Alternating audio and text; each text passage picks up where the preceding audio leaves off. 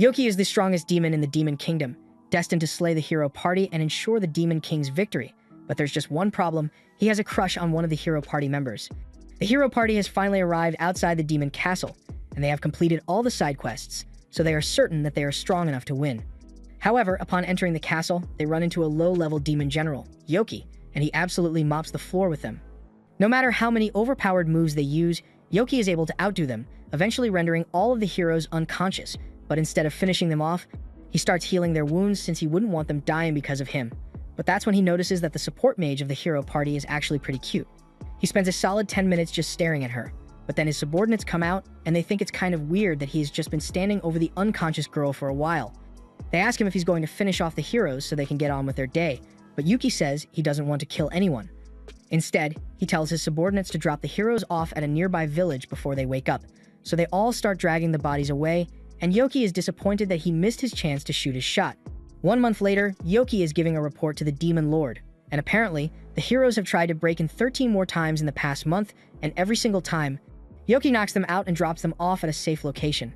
The Demon Lord praises him for dealing with the intruders so easily, but he asks why Yoki doesn't kill them. Yoki makes up an excuse and says the heroes are so weak that he doesn't think it's worth killing them, but in reality, he just didn't like killing people.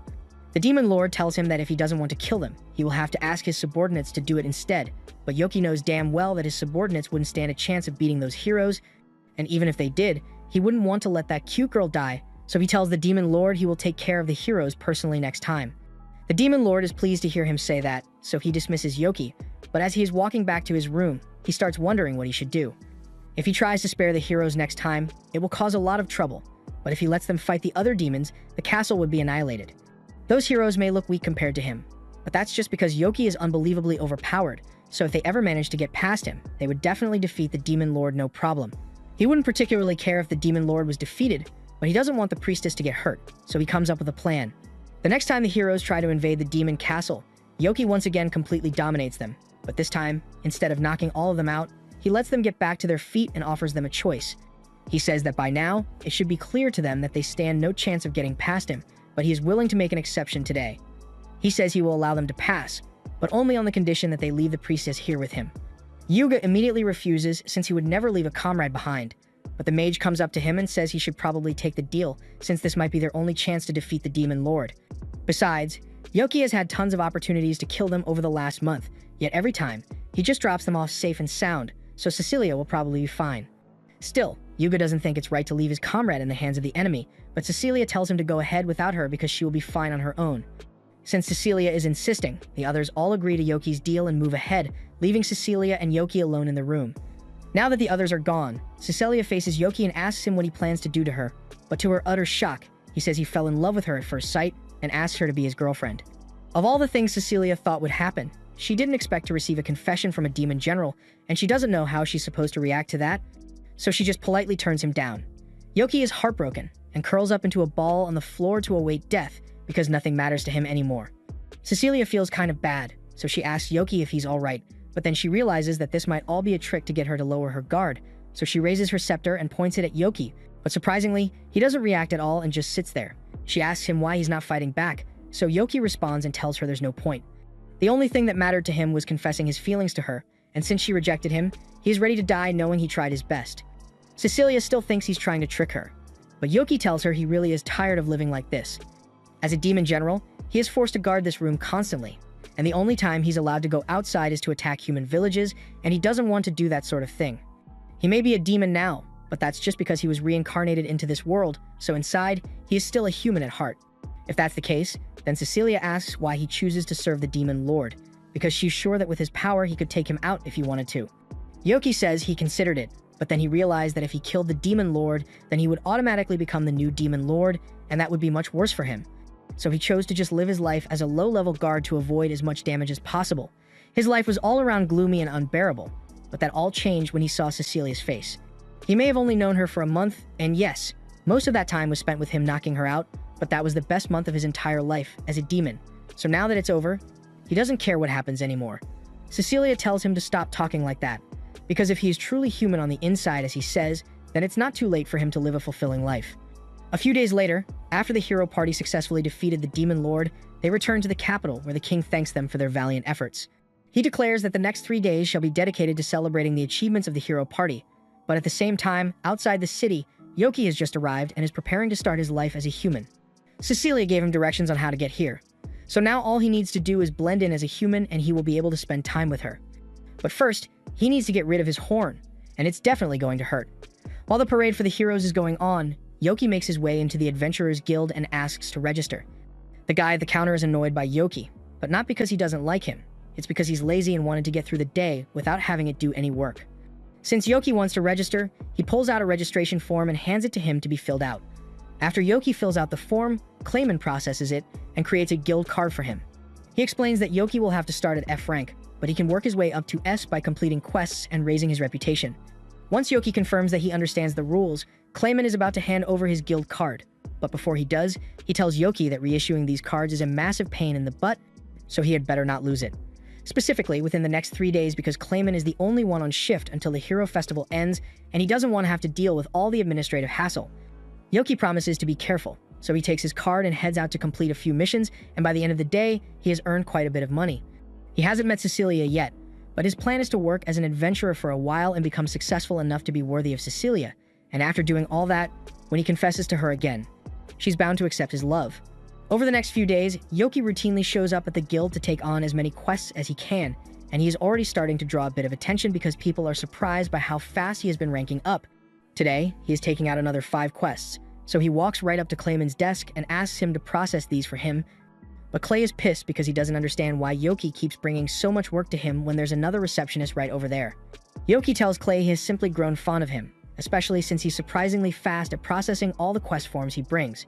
But speaking of which, Clay is starting to wonder who Yoki really is, because there's no way an ordinary newbie would be able to raise their rank from F to D in a single week. Yoki is a little worried since he didn't realize working so hard might get him in trouble, but Clay has no intention of investigating him. It would be too much work, and it's not like ranking up quickly is a crime, so there's no reason for Yoki to get in trouble over it. Yoki is relieved to hear that, but before Clay could finish processing the quests, Cecilia walks up and asks Yoki to cancel his quests for the day. He's excited to see her again, but she looks like she has something serious to discuss, so she asks Yoki to come to her house so the two of them can talk. Yoki immediately agrees, and once they finally arrive, Cecilia takes him inside and prepares a cup of tea for him. She apologizes for not being able to meet him sooner, but Yoki says she doesn't need to apologize because he didn't make much of an effort to meet her either. Speaking of which, he asks her how she knew he would be at the guild today, so she explains that pretty much everyone has been talking about him recently. It's almost unheard of for a newbie to rise through the ranks as fast as he has, so it's natural that people would start talking about it, and when Cecilia heard the rumors, she knew it had to be Yoki. Which brings her to the topic she wanted to discuss with him. She tells Yoki she would like him to quit being an adventurer, and he is shocked to hear this since it makes no sense, but he's sure there must be a reason, so he asks Cecilia to explain why.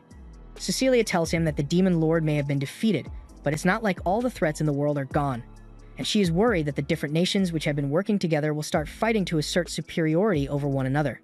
There are already signs of this since countless nations have tried sending their princesses to the hero to establish a political marriage so they can use him as a pawn when the time for war comes. All the nations are busy looking for strong allies to use, and considering how well Yoki has been doing at the guild, it would only be a matter of time before the nations notice and try to recruit him for war. Either that, or they would label him as an enemy, and his new life as a human would be ruined. That's why Cecilia wants him to stop being an adventurer, and Yoki understands why she would be worried, but he's got bills to pay, and adventuring is the only way he can make any money. Cecilia understands that, which is why she says she is willing to hire him personally. However, she doesn't have enough money to pay someone as strong as Yoki what he's worth, so to make up the difference, she offers to do anything he wants because she can't risk letting the nation use him as a pawn in war. Yoki tells her to stop bowing because there's nothing any nation could possibly do to convince him to join a war, especially not an engagement. After all, the only person he is willing to marry is Cecilia. Cecilia is relieved to hear that Yoki isn't going to be swayed, and if he is so certain that he won't fall for any trick, then she tells him he is free to continue adventuring if he wants, though he should still try to keep a low profile. Just then, there's a knock at the door, and it turns out to be Cecilia's mother, and she's here because she's interested in meeting the friend that her daughter brought home. She asks Yoki if Cecilia has told him about her love life yet, and as soon as she mentions it, Cecilia becomes embarrassed, but her mother keeps going anyway. Cecilia has gotten a lot of proposals recently, all of which she turned down, so her mother asks Yoki if he would like to marry Cecilia. Yoki definitely wants to marry Cecilia, but he says he can't do it right now because he doesn't think he is good enough yet, so once he has gotten a stable life, he will confess to her again and she can decide whether she wants to marry him or not. Cecilia's mother likes Yoki's answer, because if he had said yes, she still wouldn't have let him marry her. But his response showed maturity, so she tells him he is welcome in this house anytime. A little while later, we see Yoki in the middle of one of his hero quests, and even though something like this would usually take a full week to complete, he is able to get it done in a single day. However, just as he is about to start heading home, he is suddenly attacked. 3 unknown assailants launch a coordinated attack against him, and Yoki tries to defend himself, but then he realizes that these people look really familiar. They are his subordinates from back when he worked at the Demon Castle, and he doesn't want to fight them, so he calls a timeout and reveals his true identity. They are all really happy to see that Yoki is still alive, but Duke is also pissed that Yoki practically ditched them back when the hero party attacked. Because he wasn't there to take care of them as usual, they ended up making it to the Demon Lord's throne room and defeating him. It's almost as if Yoki intentionally let the heroes go through without a fight, and on top of all that, he looks like a human now for some reason. Yoki tells them all to calm down because he has a very good reason for what he did, so the 3 wait to hear what he has to say because they know it must be important, but when Yoki tells the only reason he did all this is because he has a crush on the priestess of the hero party, they can't wrap their heads around it. Yoki tells them that from now on, he plans to live as a human, so they don't need to think of him as their captain anymore and are free to do whatever they want. However, they all tell him they don't want to. They much prefer hanging around Yoki, and besides, they really want to meet the woman who stole his heart. Yoki tells them there's no way that can happen because if someone spots them, then it would cause mass panic in the city. They all say that's not a problem since they can just hide their demon features the same way Yoki did, and since they are so insistent, he agrees to let them come, but he warns them that blending in with humans is going to be as easy as they think it is. Later that day, Yoki brings his subordinates to meet Cecilia after disguising themselves, but it was a lot more brutal than they expected, especially for Happiness, since Yoki had to pluck her feathers out one by one. They all sit down to have some tea together, and Cecilia says she's pleased to meet them, but even though she knows they are demons, they don't look like it at all. Duke explains that they all did their best to make themselves look as human as possible, and in his case, since he's a Dullahan, Yoki fused his head into his armor so it wouldn't roll off. Duke seems to be getting along really well with Cecilia, but it's making Yoki a little jealous since Duke never talks this much around him. But all of a sudden, now that he's in front of a cute girl, he's chatting away. Duke explains that he just didn't talk much back then because he used to hate Yoki's guts. Yoki had a reputation for being a total shut-in back at the Demon Castle, and even when his superior would yell at him to go outside and kill some humans like a respectable demon general, Yoki would just threaten to beat his ass until he eventually gave up and left him alone. However, Duke couldn't stand for such callous behavior from a demon general, so one day, he barged into Yoki's room to teach him a lesson. He had assumed that a shut-in loser would be easy to knock some sense into, but he assumed wrong, and Yoki proceeded to beat him up. After that, he became one of Yoki's subordinates, and while he held a grudge over the ass whopping he received for a while, he eventually moved past it and accepted Yoki as his leader. He's sure it was the same for Happiness and Shake as well, but speaking of those two, he has no idea where they ran off to. It would be really bad if anyone other than Cecilia were to find out about their true identities, so they head inside to go look for them, and they just so happen to find Cecilia's mother in the garden with Shake sleeping on her lap. Aquarain notices them approaching and asks if they know who this boy is by any chance, so they explain to her that Sheik is one of Yoki's friends. Yoki apologizes for any trouble that Shake might have caused, but Aqua tells him there's no need to apologize because she loves spending time with kids. She found Sheik running around in the garden, so instead of worrying about insignificant details like how he got in here, she decided to join him and the two played tag together until Sheik eventually tired himself out and fell asleep.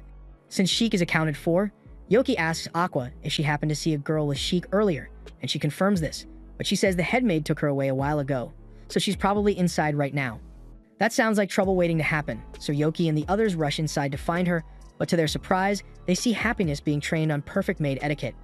Once Sophia spots the group, she explains to them that she was just finishing up with training the new maid, but Cecilia informs her that Happiness isn't a maid, she's one of Yoki's friends. Sophia asks Happiness if this is true, and she confirms it, so Sophia apologizes for the mix-up and tells her she can leave if she wants. Yoki tells Happiness she should go change out of the maid outfit, but to his surprise, she says she doesn't want to. Being a maid is a lot more fun than she thought it would be, so she would like to start working here, and Sophia has no objections, so Happiness is now an official maid. By the end of the day, they all get ready to leave and wish Happiness good luck on her first day as a maid. But before Yoki could leave, Aqua pulls him aside and mentions that Cecilia hasn't had a chance to relax in weeks, so she plans to force her to take the day off, so if Yoki was going to ask her out on a date, that would be the best time. This is one of the best layups Yoki has ever received, and he's going to make sure it doesn't go to waste. Once it's time for the date, Cecilia arrives in her carriage, and Yoki is blown away by how nice she looks in her outfit. He says he's going to do everything within his power to make sure she enjoys her day off to the fullest, and she finds it funny that he's taking this so seriously, but she's looking forward to finding out what he has planned. As they walk through town, Cecilia notices that the local bakery has a new type of cake in stock, so she suggests that the two of them should stop by once they are done with their date. In the meantime, the two continue their walk through the city, and Yoki can hardly keep his eyes off Cecilia because she's way too cute. But so far, things have been going really well, and Cecilia really seems to be enjoying herself. They soon pass by an accessory store, and the two of them are about to head in together. But it just so happens that Yuga and Mikana from the hero party were passing by at the same time. As soon as Yuga recognizes her, he calls out to Cecilia, completely ignoring Yoki. He says it's a crazy coincidence that they all took days off on the same day, and since they are all here, he suggests that they should spend the rest of the day together. Cecilia tries to turn him down politely by explaining that she was already spending time with Yoki, and now that Yoki has been mentioned, Yuga feels like the two of them have met somewhere before. Yoki tells him it's probably just his mind playing tricks on him, and Yuga decides to just let it go for now. He then suggests that they should all head in together so no one is left out, and he barely gives Cecilia any time to object before leading her inside. Mikana is upset about this whole thing because the one day she managed to convince Yuga to go on a date with her, this happens. She can tell that Yoki was also on a date with Cecilia, so she wishes him good luck because if he manages to make Cecilia fall for him, then Yuga would have no choice but to focus on her instead. As Yoki heads inside, he meets back up with Cecilia, and since they are here, he offers to buy her a gift. Cecilia tells him he doesn't need to do that, but Yoki says this is his way of thanking her for all the help she has given him, so she eventually agrees. Yuga sees this, and it immediately makes him feel hella jealous, so he cuts in between the two of them and says he wants to pick out gifts for everyone, clearly trying to one-up Yoki. Yoki picks out a necklace that he thinks will look great on Cecilia, while Yuga just picks out the most expensive-looking pendant in the store because he didn't know what else to buy. He tries to get Cecilia to put it on, but in the process, he accidentally knocks off her disguise, and now that she is no longer wearing her hat and pair of glasses, everyone in the store instantly recognizes her and the other members of the hero party. They are all instantly swarmed by fans and chased down the street, causing Yoki to be separated from Cecilia, and while trying to find her, Yoki ends up running into the last member of the hero party, Sir Raven, while he is being swarmed by a group of girls, and he seems pretty uncomfortable. Yoki decides to help him out, so he distracts the crowd by pointing them in the direction of Yuga before grabbing Raven and running into an alley. Once they have lost the crowd, Yoki was expecting Raven to at least thank him, but he remains completely silent, so he assumes Raven just isn't the type to speak much. However, as he is leaving, he hears Raven ask him to wait, and he immediately understands why Raven doesn't speak much. It's because his voice sounds like that of a teenage girl. He usually avoids talking in front of crowds because he is worried that people will laugh, but Yoki doesn't intend to make fun of him for it. After all, everyone has things about themselves that they are insecure about. Raven is relieved to have met someone as understanding as Yoki, but just then, Yoki remembers that he's supposed to be looking for Cecilia, so he takes off running to meet back up with her. The rest of the day goes by without any further problems, but by the next morning, Yoki finds out that Cecilia has come down with a fever as a result of all the stress yesterday. She was already near her breaking point, but having to deal with all those fans at once sent her over the edge, and Yoki feels like this was his fault. Aqua tells Yoki that he doesn't need to feel guilty since Cecilia only has a mild cold, and she isn't mad at him because of the way things turned out. But she is mad at Yuga on the other hand, so they are going to have a long talk about boundaries next time she sees him. Even though he's the one who caused Cecilia's condition, the moment he heard about it, he tried coming over so he could take care of her. But the maids turned him away at the gate before he could cause any more damage. With that said, Aqua thinks it would be nice for Cecilia to see a friend while she's recovering, so she asks Yoki to pay her a visit. Sophia leads Yoki to Cecilia's room and knocks on the door to let her know that he's here. Cecilia begins panicking and asks Yoki to wait outside while she cleans up in here, but Sophia assures her that there's no need to worry because she already put away all of Cecilia's toys before Yoki arrived. But hearing her say it out loud is still just as embarrassing. Either way, it's fine for Yoki to enter now, so he walks in and takes a seat next to her bed. He apologizes for how things turned out, and tells her he will make it up to her somehow, but Cecilia says she doesn't blame him for what happened. However, if he really feels guilty about it, then she tells him he can make it up to her by going out on another date with her once she has recovered. Yoki is stunned for a moment because Cecilia basically asked him out just now, and it's the best thing that has happened to him all day, so he tells her he will make sure their next date will be better than she could ever imagine. Unfortunately, he was a bit too enthusiastic with his declaration, and yelling around Cecilia might make her condition worse, so Sophia comes in and politely kicks him out.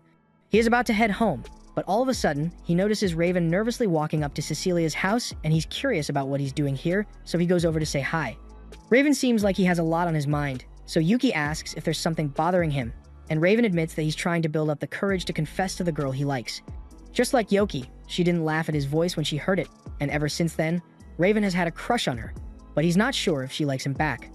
Yoki doesn't really understand what Raven is so worried about because he is tall, handsome, and famous. The only problem he has is his voice, and the girl he likes has already said she doesn't mind it, so he's got a pretty good chance of her accepting his feelings. Raven realizes that Yoki is right, so he decides to go through with his confession, and Yoki is proud of him. But then he realizes that Raven is walking right up to Cecilia's house, so he might have created more competition for himself. He tries to convince himself that Cecilia would never accept such a sudden confession from Raven, but then again, they were in the hero's party together, so there's a chance that they might have had some romantic moments during their travels. He starts panicking again, but just then, he sees Raven walk back from the mansion completely shattered. He genuinely believed that the worst she could say was no, but he was wrong, and now he just wants to go home and think about his life in the shower. Seeing Raven so dejected gets Yoki curious, so he gets back up to the house and asks Sophia if she knows what happened to Raven when he came over to confess his feelings to Cecilia. She tells him that Raven did indeed come here, but from what she saw, he was here to talk to Happiness. And this information really catches Yoki off guard because he had no idea that Raven had a crush on her. He decides to go talk to Happiness, and when he finally finds her, he asks if she spoke to a red-haired guy a little while ago. Happiness confirms this, so Yoki tells her that Raven is actually one of his friends, and she looks surprised to hear that. Yoki then goes on to ask if it's true that Raven confessed his feelings to her, and if so, he would like to know what she said that made him so upset. Happiness pauses for a moment, but she eventually reveals that when Raven asked her out, she immediately told him it was absolutely impossible. Getting rejected like that would hurt anyone's feelings, so Yoki understands why Raven was so depressed afterwards. But if Happiness doesn't like him, then there's nothing to be done. However, she says she actually does like Raven, but before Yoki could ask her what she means by that, she runs off. Later that night, Yoki calls a meeting with the rest of his subordinates to discuss what's going on with Happiness and Raven's relationship. The other two have no idea who Raven is supposed to be, so Yoki clarifies that Raven is the swordsman from the hero party. But as soon as he says this, Duke flares up and demands to know why Yoki would set Happiness up with a human. Yoki explains that he wasn't the one who introduced them, and as a matter of fact, he has no idea how they met in the first place, but that's not the issue here. He tells everyone that Raven recently confessed to Happiness, and Duke assumes she must not have taken it well since most of the humans she had dealt with were either trying to capture her for her feathers or were furry lovers. Either way, it was pretty bad. That said, Sheik doesn't think Happiness hates all humans. After all, she willingly chose to work as a maid because she liked the people in the mansion, so she must have been able to tell that Raven is a good guy. The next day, Yoki heads into the guild as usual, but to his surprise, Kramen isn't here today. One of the other receptionists calls Yoki over since she recognizes him as the guy who's always talking to the Vice Guild Master. Yoki has no idea what she's talking about at first, but she explains that despite how lazy Kramen seems, he really is the Vice Guild Master here. This is a shocking revelation, but right now, Yoki is more interested in finding out where Kramen went. It's kind of supposed to be a secret, but since Yoki is friends with Kramen, the receptionist informs him that he was hospitalized after a fight with his wife. Later that day, Yoki goes to the hospital to pay Kramen a visit, and he's surprised by how badly he was hurt. He asks what happened, so Kramen explains that yesterday was his anniversary, so he wanted to pick out a good present for his wife, but he got so locked in that the entire day went by with him staring at jewelry, and by the time he finally made it home, he had already missed dinner. So his wife thought he had forgotten about the anniversary, and they got into a huge fight afterwards. Yoki thinks Kramen's wife must be pretty strong if she was able to injure him like this, and he says this much is to be expected since she's a former A-rank adventurer. Yoki can't believe Kramen is married to someone who is A-rank level, but for the record, Kramen is also a former A-ranker. It's going to take a while for Kramen to heal from all those wounds naturally, so Yoki offers to use healing magic to help him, but Kramen immediately shuts the idea down. Being injured like this is the perfect excuse to get his wife to nurse him back to health. Just then, Kramen's wife walks in, and it turns out to be Sophia, which is a huge shock to Yoki. He never could have imagined that she would get married to someone like Kramen, but they seem happy together, aside from the occasional violent misunderstanding. A little while later, Yoki is getting ready to leave, so Sophia thanks him for keeping her husband company before she arrived. He says there's no need to thank him because it's normal to visit an injured friend, but speaking of friends, he asks Sophia if Cecilia is doing any better today. She tells him that Cecilia's fever is gone, so she is feeling a lot better now, but she is currently out running errands, so he won't be able to see her for a while. Yoki asks Sophia if she has any ideas for a good gift he could give her since he wants to do something nice for her, but she tells him that as long as it comes from the heart, Cecilia will be happy with anything he gets her.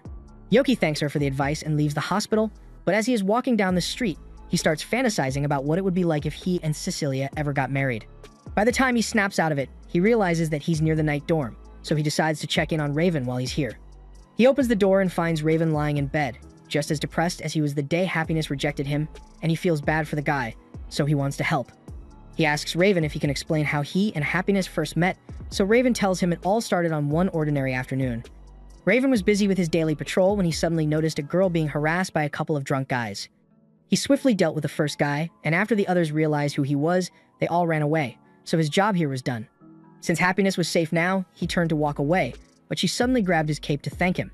Raven told her there's no need to thank him, since he's just doing his job, but then he realized that he had just revealed his voice to a stranger, and he started worrying that she might make fun of him for it. However, on the contrary, Happiness told him he had a nice voice. At first, he thought she might be joking, but Happiness was as serious as can be because she genuinely liked the way Raven's voice sounded. She then thanked him again for saving her and ran off to finish her shopping for the day, but she left a lasting impression on him. That's why he eventually worked up the courage to confess to her. But it didn't go as well as he thought it would. He thinks it was a mistake to confess so soon when they barely know each other because it probably made her uncomfortable.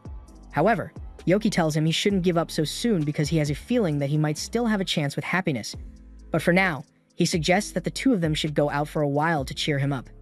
Yoki ends up taking Raven to the jewelry store that he came to with Cecilia last time, because he never got to buy that necklace for her. And while they are there, Raven spots a beautiful pendant that would look great on Happiness. He isn't sure whether he should buy it or not, since Happiness might think it's weird to receive a gift from someone she barely knows, but Yoki assures him that she will appreciate the thought he put into it. And if nothing else, she's bound to like the design because it suits her really well. Raven eventually decides to buy the pendant, and since he doesn't want anyone to hear his voice, he communicates with the cashier through a pen and paper. However, as they are leaving the store, Yoki and Raven end up running into Mikana, and she's surprised to see the two of them in a jewelry store together. She asks what they are doing here, and Yoki immediately responds, saying they are here to buy gifts for the women they love. Mikana already knew that Yoki has a crush on Cecilia, so she isn't surprised by that, but she had no idea that Raven had a crush as well.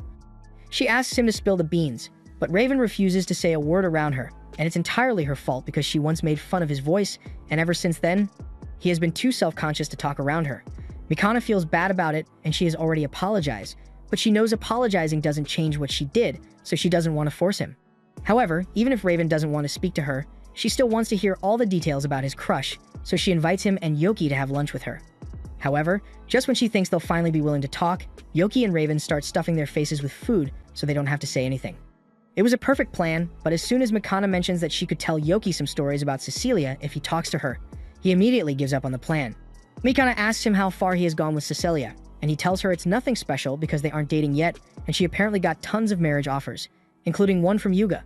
Hearing this gets Mikana a little worked up because she doesn't understand why he won't pick up on her hints already.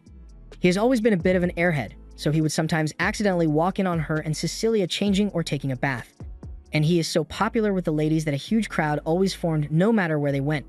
It was never really intentional on his part, but his carefree behavior did really annoy Cecilia, and she can be terrifying when she's mad. Mikana then asks Raven about his crush, but Yoki cuts her off because he doesn't want to let her mess with him. Mikana promises that she's not trying to make fun of him for his crush or anything, she just has a few relationship problems of her own that she wanted to talk about. The truth is, she has a feeling that Yuga hates her because of something she did. She tells Yoki that, although the Kingdom's report says they claimed absolute victory over the Demon Lord, they were actually defeated multiple times, and it was by a random demon general no less. Each time they lost, they would end up in a nearby village with all their wounds healed for some reason, but no matter how many times they went back, that demon kept defeating them in the most humiliating ways. Yoki is starting to feel a little guilty since he dragged out their defeat a few times so he could spend more time looking at Cecilia, but in his defense, he wasn't trying to humiliate them.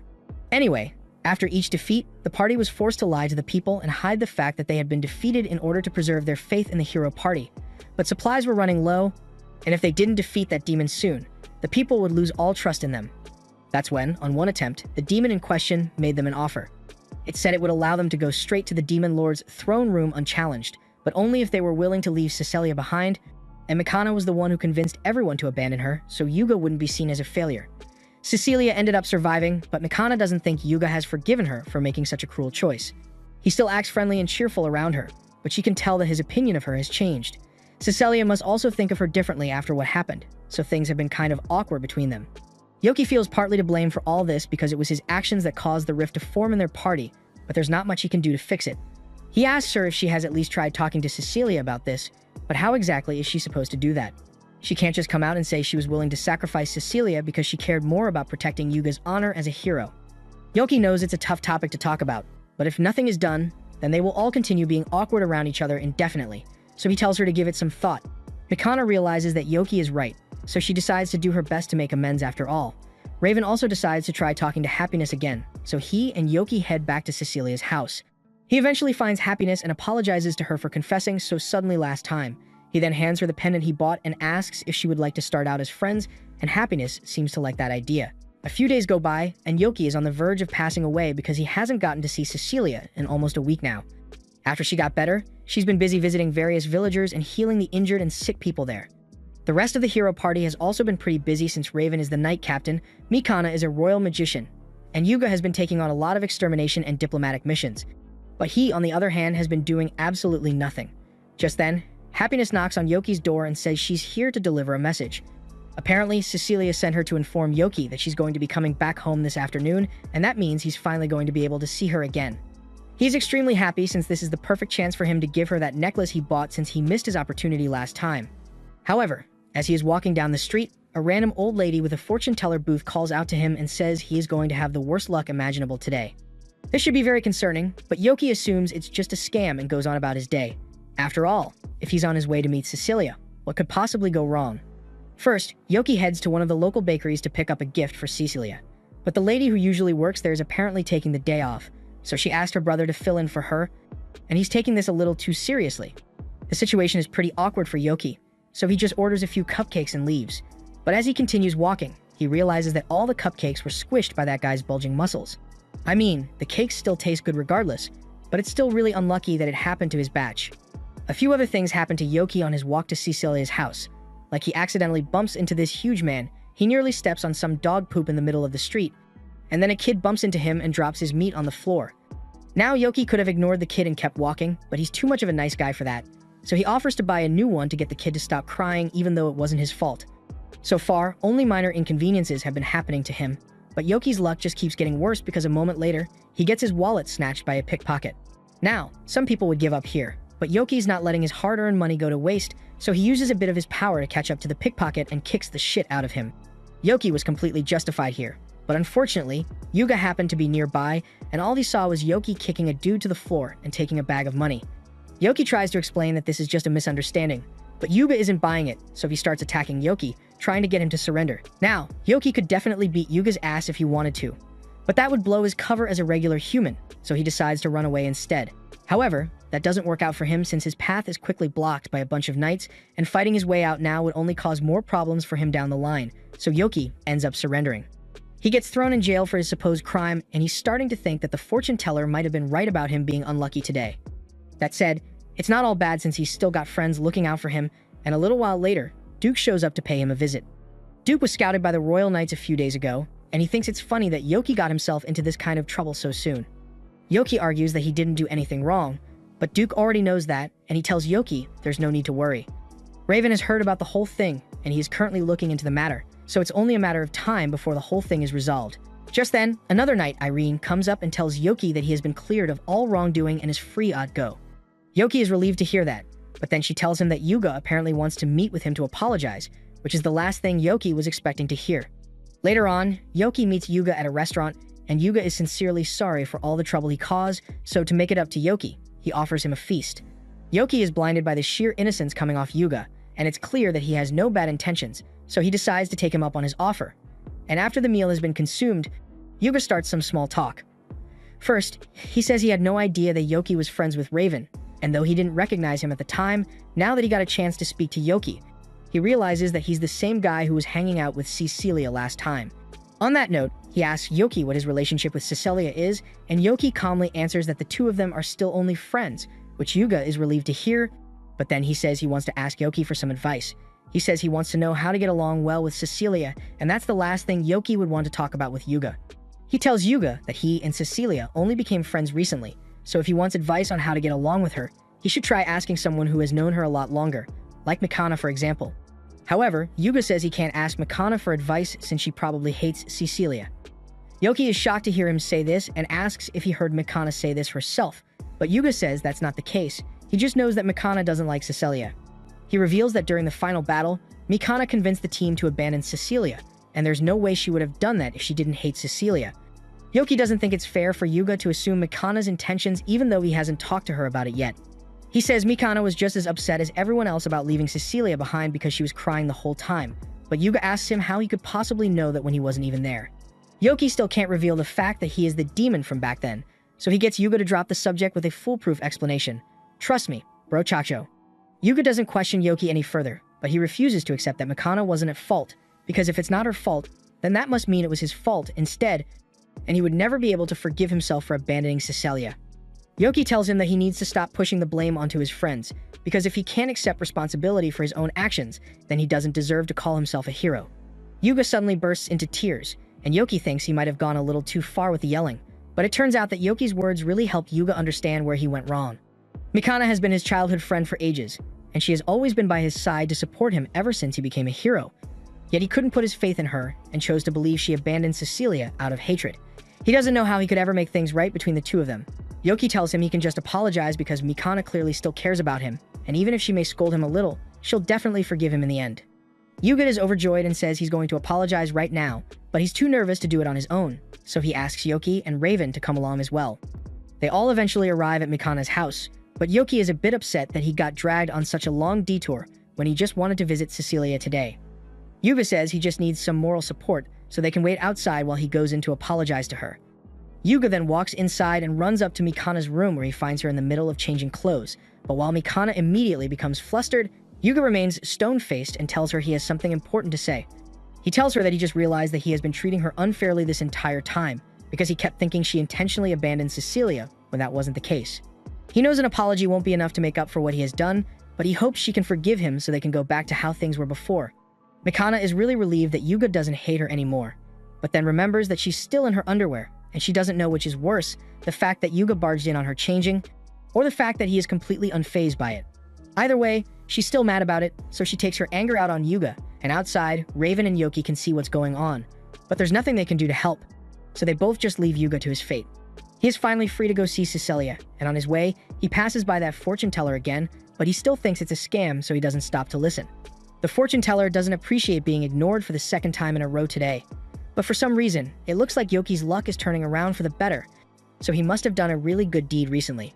A little further down the road, Yoki runs into the owner of the cake shop, and she just found out that most of the cakes Yoki bought earlier today were accidentally crushed by her brother, so she wants to apologize for that.